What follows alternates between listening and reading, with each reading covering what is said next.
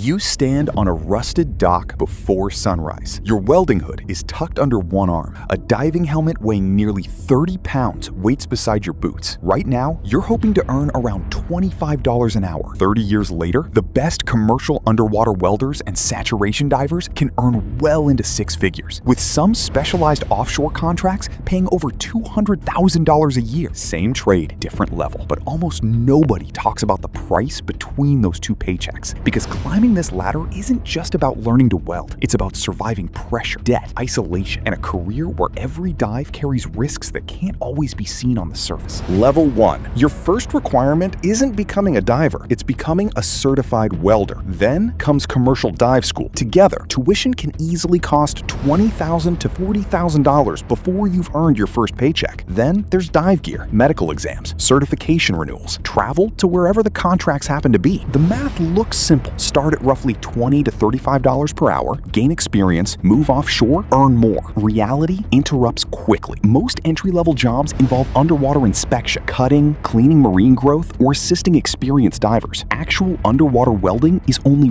one part of the job. Every dive begins with a safety briefing. You check your umbilical, your bailout bottle, your communications line. Inside the industry, everyone talks about bottom time. The clock starts the moment you descend. Every minute underwater affects decompression schedules and fatigue. Bad weather can cancel work for days. When you're not diving, you're often waiting. Waiting doesn't always mean getting paid. Many newcomers discover the real bottleneck isn't skill. It's finding enough contracts to stay employed long enough to build a reputation. Some leave before their student loans are even paid off. Level 2. Now you've logged hundreds of dives. Your name starts appearing on contractor call lists. You're trusted with structural repairs on bridges, dams, offshore platforms, or underwater pipelines. The pay improves. Experienced commercial divers often earn between $60,000 and $100,000 annually, while offshore specialists can earn considerably more during busy seasons. But the responsibilities multiply even faster. Visibility can disappear completely. Currents change without warning. Equipment failures become your problem before they become anyone else's. You begin hearing new terms every day. Hot work permits, wet welding, hyperbaric chamber, saturation rotation. The biggest trap at this level isn't fear, it's saying yes too often. Long rotations keep you away from home for